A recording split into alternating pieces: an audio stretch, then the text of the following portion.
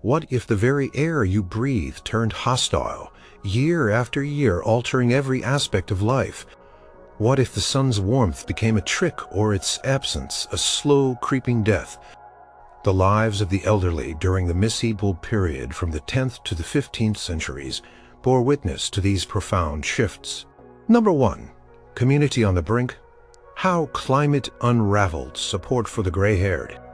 The fabric of village life, intricate and seemingly timeless, relied on a delicate balance of cooperation and shared burden. For centuries, this balance often cushioned the blows of old age, providing a safety net spun from kinship and mutual obligation. A grandmother too frail to draw water from the well knew her grandchild would fetch it. An elder statesman whose hands trembled too much for carpentry might offer counsel by the fire, his wisdom valued more than his waning strength. But when the climate began to twist and turn, lashing out with unexpected fury or settling into prolonged chilling silences, these bonds stretched, frayed, and sometimes snapped, leaving the elderly perilously exposed. Consider the year 1315, the start of the Great Famine across much of northern Europe. Rains, incessant and cold, began in the late spring and continued through the summer, drowning crops in their fields. The harvests failed catastrophically. What food remained quickly rotted or was devoured by desperate vermin. People starved. This was not a quick, merciful death, but a slow, agonizing process. For the robust and young, there was a desperate scramble for roots, bark, and even cannibalism was whispered in the darkest corners. But for the elderly, already weakened by years of toil, with bodies less able to withstand the brutal demands of starvation, the world closed in quickly. An old woman named Agnes lived near Canterbury. She was perhaps 70, her frame bent, her joints aching perpetually from a life spent in the fields. Before the rains came, her son and his family provided for her, sharing their meager bread and giving her a corner by the hearth. When the famine tightened its grip, her son William faced an impossible choice. His own children, thin as reeds, cried with hunger. The grain bin was empty. The river, once a source of fish, was now a swirling torrent. William was forced to prioritize. He could not feed everyone. Agnes, with a heavy heart, understood the silent message in his gaze. She began to eat less, to make excuses for why she was not hungry, to refuse the small portions offered her. Her body wasted away, not from neglect in the modern sense, but from an impossible moral calculus imposed by a hostile sky. Her slow demise was a direct consequence of the climate's wrath, which dismantled the communal obligation to care for the vulnerable. The communal care system was not just about food. It was about security. When a village suffered repeated crop failures due to prolonged cold snaps like those that heralded the onset of the Little Ice Age around the early 14th century, the economic base of the community shattered. Farmers defaulted on rents to their lords. Young people, desperate to survive, often migrated to towns or distant lands in search of work, leaving their aging parents behind. Old man Thomas, whose family had tilled the same plot of land in East Anglia for generations, watched his 3 sons depart one by one. The land no longer yielded enough to support them all. Thomas, in his late 60s, could barely manage the plowing alone. His daughters-in-law, who would have cared for him in his dotage, were gone too, accompanying their husbands. Thomas found himself utterly alone, dependent on the fickle charity of neighbors who themselves had little to spare. His ability to maintain his small cottage, to mend his roof against the increasingly harsh winters, vanished with his children's departure. The very social structure that had historically ensured his twilight years would be secure, however humble, disintegrated under the relentless pressure of a climate that refused to cooperate. This widespread displacement and social unraveling created a class of elderly poor, disconnected from their traditional support networks. In the larger towns, where migration swelled populations, the anonymity meant that personal bonds were weaker. Guilds and charitable institutions attempted to fill the void, but they were often overwhelmed by the sheer scale of the crisis. A medieval almshouse, offering refuge for the truly destitute, elderly, might have capacity for only a handful of souls, while thousands faced destitution. The criteria for entry were often strict, favoring those who had lived an unblemished life or had served the church. Many others who had simply been unlucky in the face of climate catastrophe found no succor. Imagine the village of Holne in Devon, England, during a particularly wet and cold decade in the late 14th century. The sheep, a primary source of income and sustenance, suffered from widespread disease. Exacerbated by the damp conditions, wool prices plummeted. The villagers, once relatively prosperous, found themselves impoverished. The old women, whose hands once spun wool into yarn for supplemental income, suddenly had no work. The old men, who might have taught the young how to shear or tend the flocks, found their knowledge less valuable as the flocks dwindled. Their social capital, tied to their productivity and wisdom within a stable agricultural system, eroded with the climate's shifts. They became burdens in a community where everyone struggled to survive. The idea of community, which had once been a source of strength, transformed into a desperate competition for scarce resources, where the weakest, often the elderly, were naturally sidelined. Even acts of communal charity, enshrined in medieval Christian doctrine, became difficult to maintain. When the harvest failed repeatedly, the lord of the manor, who was expected to provide some relief, often found his own coffers empty. The church, too, depended on tithes from prosperous peasants. When the peasants starved, the tithes dried up. This meant fewer resources for monastic charities, which historically offered a critical safety net for the elderly poor. The ripple effect of climate change was not just about individual suffering. It was about the systemic dismantling of the very mechanisms that had evolved over centuries to protect the vulnerable. The elderly, with their accumulated viabilities, often became the first to fall through the widening cracks. Their gray hairs, once symbols of wisdom and longevity, now represented a stark reminder of their increased dependency in a world that had become brutally unforgiving. Number 2. Frozen paths and muddy trails. When movement became a deadly challenge for seniors, life in the Missippial period was intrinsically linked to movement. From trudging to the village well for water, to walking miles to market or laboring in the fields. From dawn until dusk, physical activity was not a choice, but a necessity for survival. For the elderly, whose bodies already contended with the natural stiffening of joints, weakening of muscles, and diminished balance that came with age, climate-induced changes in the landscape transformed routine journeys into perilous expeditions, and sometimes into insurmountable barriers to survival. The paths, usually well-worn tracks connecting hamlets and fields, could morph into treacherous quagmires or frozen death traps, particularly as the climate oscillated between periods of prolonged wetness and extreme cold.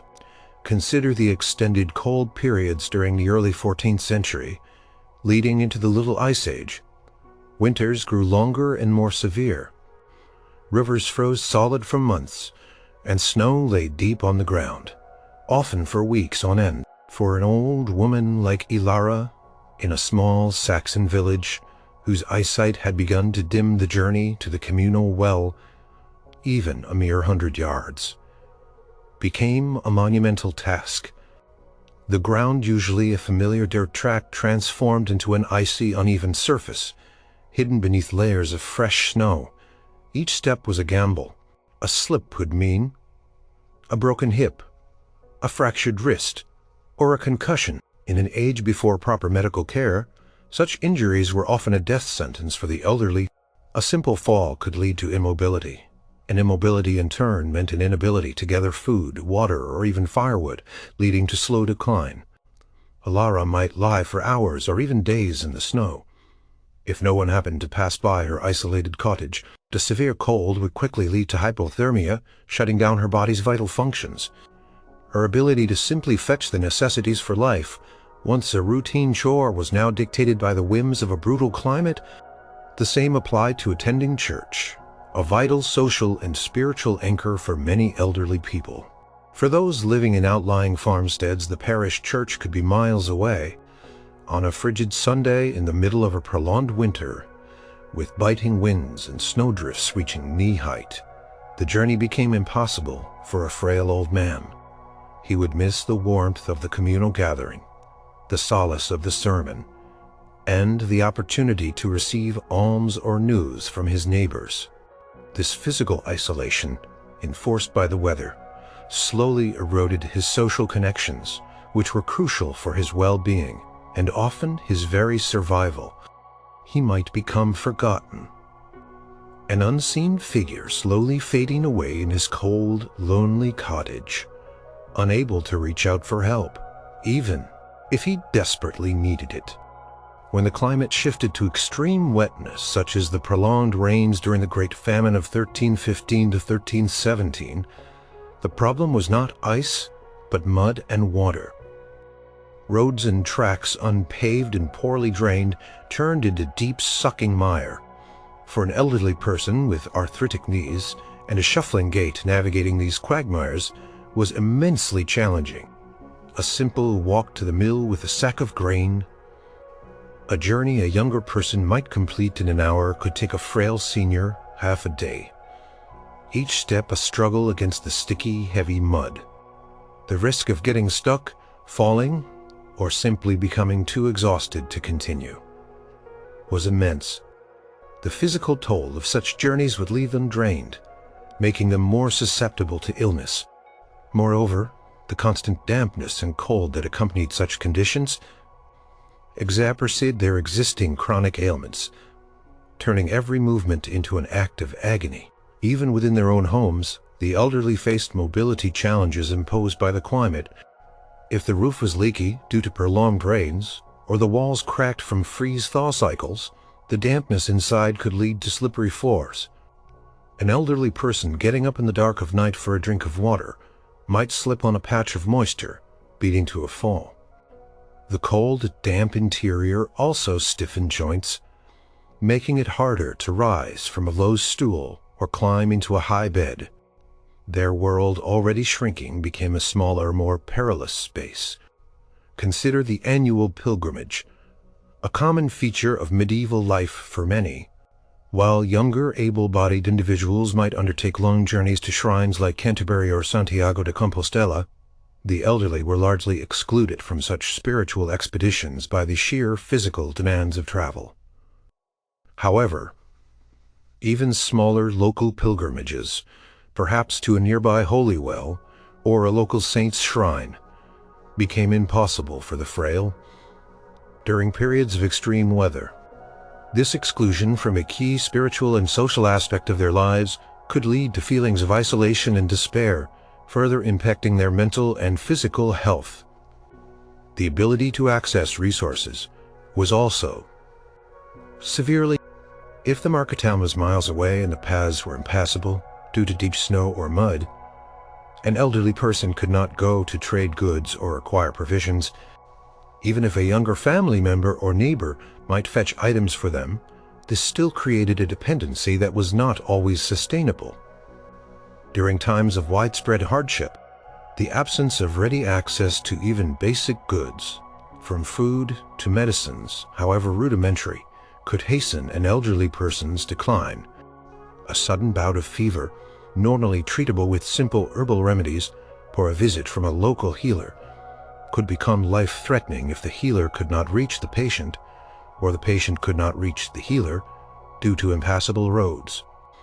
The challenges of movement, seemingly minor in isolation, formed a profound barrier for the elderly, effectively isolating them from essential services, social connections, and the very means of survival. When the medieval climate turned harsh. Number 3. Diseases' chilling embrace. Climate's role in elder health crisis. The medieval world was a microbial battleground, and the elderly, with their often weakened immune systems and pre-existing conditions, were frequently the first casualties. While plagues like the Black Death grabbed the historical headlines, the less dramatic yet equally relentless march of endemic diseases was often exacerbated by climate shifts. turning seasonal discomforts into fatal epidemics. The subtle changes in temperature, precipitation, and general environmental stability directly influence the prevalence and virulence of various illnesses, turning the environment itself into an accomplice in the spread of sickness. Among the most vulnerable, take for instance, the cold, damp periods that marked the onset of the Little Ice Age in the early 14th century and recurred frequently thereafter. Prolonged, cold and wet conditions create a perfect breeding ground for respiratory illnesses. Medieval homes, often poorly insulated, drafty and smoky from open hearths, offered little respite.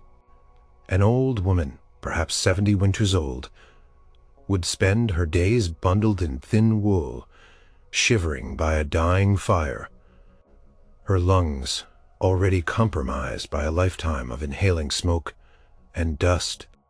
When the brutal coughs of influenza or the wheezing of pneumonia began to sweep through a village, she would be among the first to succumb.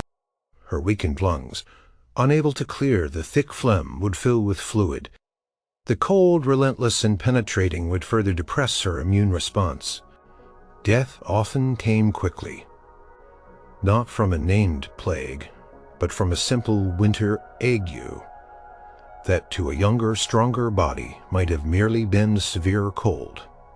The sheer prevalence of these conditions, exacerbated by the relentless cold and dampness of the climate, ensured a high mortality rate among the elderly population each winter. Conversely, periods of unusual warmth, like those seen during the medieval climate anomaly from roughly 950 to 1250 AD, brought their own set of dangers. While generally beneficial for agriculture, these warm spells could also extend the breeding seasons for disease vectors. Fleas, lice, and mosquitoes, often carriers of various fevers and parasites, thrived in warmer, wetter conditions. An elderly man weakened by age and possibly suffering from chronic ailments like gout or heart weakness would be more susceptible to the bite of an infected flea, leading to a bout of typhus or dysentery. His body's ability to fight off the infection would be diminished, and the prolonged fever could quickly overwhelm his system, leading to organ failure. The same applied to waterborne diseases. During droughts, when water sources dwindled, people would congregate around fewer, often contaminated wells or streams. The elderly, with their often compromised digestive systems, would be particularly vulnerable to dysentery or cholera, which could lead to rapid dehydration and death. The shift from a normal, healthier water source to one tainted by human or animal waste was a direct climate-induced pathway to illness for the vulnerable aged. The frequent famines directly triggered by extreme climate events, like prolonged rains or droughts, further compounded the health crisis for the elderly. Malnutrition severely weakens the immune system. An old man starved for weeks would lose his ability to fight off even the most common infection. A simple cut on his finger could become infected and fester, leading to sepsis. A minor chill could turn into pneumonia. His body, depleted of essential vitamins and nutrients, could not mount a defense. This state of chronic malnutrition, a direct consequence of climate-induced crop failures, made the elderly living targets for any passing disease, effectively lowering their already fragile defenses to zero. Consider the long-term effects of climate on diet and disease. If a region experienced repeated crop failures of staple grains due to a persistent change in weather patterns, people might be forced to rely on less nutritious or even harmful alternative foods. The elderly, whose digestive systems were less robust, might suffer from severe digestive upset, nutrient deficiencies, or even poisoning from foraging for unfamiliar plants. Such dietary distress could lead to chronic diarrhea, wasting diseases, and an increased susceptibility to a host of other infections. The continuous environmental stress meant that the elderly population was rarely given the chance to fully recover their strength between periods of crisis, creating a cycle of decline that was intimately tied to the shifting climate. The impact of climate on health was not always immediate or dramatic. Sometimes it was a slow, insidious erosion of well-being. The constant chill and dampness of a protracted cold period, for example, would exacerbate conditions like arthritis, making movement painful and debilitating. This reduced mobility would lead to isolation, poor circulation, and increased susceptibility to other ailments. An elderly woman confined to her damp, cold bed by agonizing joint pain would be more likely to develop bed sores or respiratory infections. The environmental stress directly linked to climate conditions placed an unbearable burden on her already frail body, turning what might have been a manageable chronic condition into a life-threatening one. The relentless hand of disease, guided by the unseen forces of the medieval climate, was a constant companion for the elderly, often ushering them towards an early grave. Number 4, the cold hard truth. Medieval homes became traps for the old. Medieval dwellings, for the vast majority of the population, were far from the cozy, insulated havens we imagine today. Constructed from local materials like timber, wattle and daub, thatch, and sometimes stone, they were designed for practicality, not necessary protection, extreme comfort, or robust protection. Hence, for the elderly whose bodies struggled to regulate temperature and whose immune systems were less resilient, these homes, under the pressure of a changing climate, often transformed from shelters into veritable traps, exacerbating existing health issues and introducing new dangers. Consider the prolonged cold snaps that characterized much of the Little Ice Age starting around the early 14th century. Winters became more severe, with deeper snows and longer periods of freezing temperatures. A typical peasant cottage, with its single room and thatched roof, offered minimal insulation. Gaps between timbers, poorly fitted doors, and often a hole in the roof for smoke to escape, meant that the interior temperature was rarely much warmer than the outside. For an old woman like Isolde in her late 60s, her bones aching with every shift in the weather, the constant chill was debilitating. Her body's thermoregulation was less efficient than a younger person's. She produced less internal heat and lost it more quickly. She would spend her days huddled by a meager fire. If she had enough fuel, the persistent cold would exacerbate her arthritis, turning her joints into stiff, painful knots. Her fingers, gnarled and blue with cold, would struggle to even hold a spinning distaff. The relentless cold in her own home was not just uncomfortable.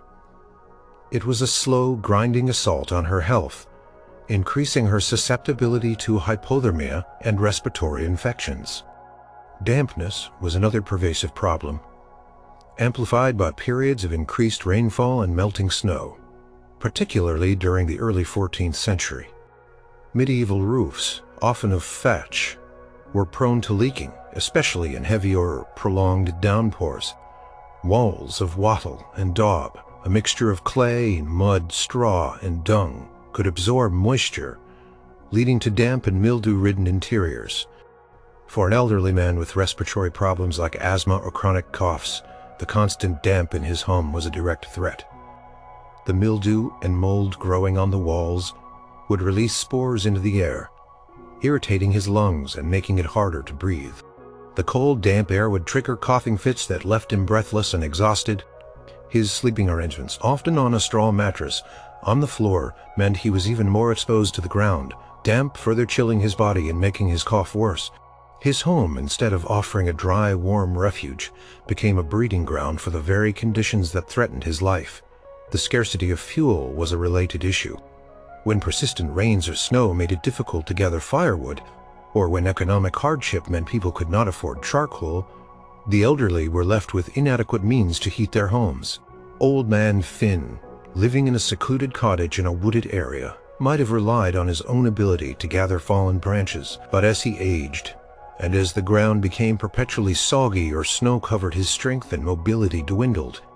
He would find himself sitting in a freezing home, bundled in inadequate rags, shivering uncontrollably. The lack of consistent warmth meant his body was constantly under stress, making him more prone to frostbite on his extremities and slowing his metabolic rate to a dangerous level. His life literally depended on his ability to keep his home warm, and the climate often conspired against him. Even during periods of unusual warmth, such as parts of the medieval climate anomaly, homes posed challenges. While less common than cold stress, extreme heat could also be deadly for the elderly. Poor ventilation in small, crowded cottages, especially during summer heat waves, could lead to heat stroke or dehydration. An elderly woman, perhaps unable to move much, might suffer from the oppressive heat within her dwelling, her body unable to dissipate the excess heat. The walls, made of earth and timber, could retain heat, turning the small space into an oven. Lack of access to fresh, cool water, combined with reduced thirst perception common in older age, would quickly lead to dangerous levels of dehydration. The deterioration of homes due to extreme weather cycles was a constant threat. A heavy snowfall, followed by a sudden thaw, could put immense strain on a medieval roof, leading to collapses. High winds, more common during periods of climatic instability, could rip off thatch or damage wooden frames. For an elderly person living alone or with limited support, repairing such damage was often impossible. A collapsed roof meant exposure to the elements, making their home uninhabitable. They would be forced to seek shelter elsewhere, often with neighbors who were themselves struggling, or be left utterly exposed to the vagaries of the weather. The very structure of their daily existence, their physical refuge, became a fragile shell, easily breached by the climate's wrath, transforming their final years into a constant struggle for survival against the elements. Number 5. Food. Scarcity's silent toll. How shifting temperatures left the elderly vulnerable. The rhythms of medieval life were dictated by the harvest. A good year meant relative prosperity, full granaries, and enough food to sustain a community through the lean winter months. A bad year, however, often spelled disaster, and the elderly, with their diminished physical reserves and often precarious social standing, were disproportionately affected by the widespread food scarcity that climate shifts repeatedly brought to the fore. The silent toll of hunger, starvation, and malnutrition was not just a passing discomfort. It was a slow, grinding process that eroded their health, hastened their decline, and tragically often ended their lives. Consider the Great Famine of 1315 to 1317, a period of unprecedented cold and incessant rain that decimated harvests across much of northern Europe. The staple crops, primarily wheat, rye, and barley, rotted in the fields. Cattle died from disease exacerbated by the damp conditions. What little food remained became exorbitantly expensive, far beyond the reach of the common peasant. For an old woman named Eleanor, living in a small village in northern France, this period was a living nightmare. Before the famine, she relied on her son and his family to provide for her, sharing their bread and gruel. As the famine intensified and their own children began to sicken from hunger, the portions grew smaller, then disappeared altogether. Eleanor's body, already weakened by age and years of physical labor, quickly began to waste away. Her bones protruded, her skin became papery thin, and her muscles atrophied. The lack of food meant her immune system collapsed, leaving her vulnerable to any passing illness. She became too weak to walk, too weak to even swat away the flies. Her death was not from a dramatic disease, but from the slow, agonizing process of starvation, a direct consequence of climate-induced crop failure. Even outside of full-blown famines, periods of fluctuating climate could lead to chronic food insecurity. The medieval climate anomaly, lasting roughly from 950 to 1250 AD, was generally characterized by warmer, more stable conditions, leading to agricultural expansion. However, even within this period, regional droughts or unexpected cold snaps could devastate local harvests. For an elderly man like Thomas, who had always relied on the land he tilled for sustenance, a sudden drought meant his small plot yielded nothing. His inability to perform heavy labor meant he could not easily move to find work elsewhere, nor could he compete with younger, stronger men. For what little food was available, His diet, which would have been meager even in good times, perhaps a daily portion of coarse bread, some pottage of vegetables, if available, and occasional cheese or fish, became even more restricted. The chronic lack of protein, vitamins, and minerals led to a host of deficiency diseases. Scurvy, from lack of vitamin C, caused his gums to bleed and his joints to ache even more severely. Anemia, from iron deficiency, left him constantly exhausted and short of breath. These seemingly minor ailments, exacerbated by persistent food insecurity, slowly chipped away at his health, leaving him frail and susceptible. The elderly were also often the last in line for food distribution during times of scarcity. Family units would prioritize the young and able-bodied, those who could still work and contribute to the household's future. The elderly, seen as having less future utility, might receive smaller portions or be expected to make do with less. This unspoken hierarchy of survival meant that their hunger was often overlooked, or they themselves would self-sacrifice, refusing food to ensure their grandchildren ate. This self-denial, while noble, was often a death sentence. Furthermore, climate shifts could impact not just the quantity of food, but also its quality and safety. During periods of excessive dampness, grains could spoil more easily in storage, leading to mold and mycotoxin contamination. Eating moldy grain, which often happened out of desperation, could cause severe digestive illnesses, vomiting, and diarrhea. For the elderly, already dehydrated and weakened, these bouts of food poisoning were often fatal. A common issue was ergotism, caused by a fungus growing on rye, which thrived in wet, cold conditions. The symptoms, ranging from convulsions to gangrene, would be particularly devastating for an elderly person whose body was already compromised. The very act of eating, meant to sustain life, could become a source of profound illness, a direct consequence of the climate's influence on food quality. The impact of food scarcity extended beyond physical health to mental well-being. The constant gnawing hunger, the anxiety over the next meal, and the sight of starving loved ones could lead to deep despair and depression. For the elderly, who had seen many seasons and understood the precariousness of life, the relentless failure of the harvest, year after year, fostered a sense of hopelessness. This mental strain further weakened their already fragile bodies, creating a vicious cycle where the climate-induced food crisis first damaged their physical health, then their mental resilience, ultimately the silent, gnawing hunger, a direct consequence of a climate gone awry, was perhaps the most insidious and devastating blow to the elderly population in the medieval world.